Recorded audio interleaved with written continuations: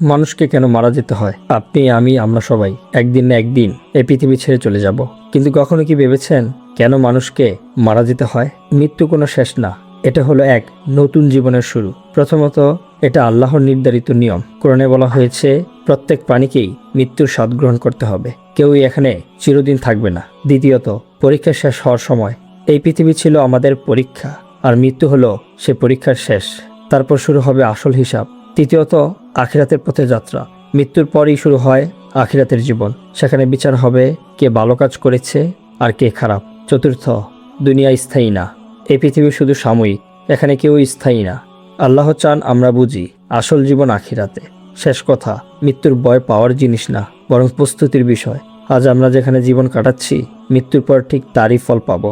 তাই এখন থেকেই প্রস্তুতি নিন, কারণ মৃত্যু আসবেই, কিন্তু সময়টা আমরা কেউই জানি না। আল্লাহ হাফেজ।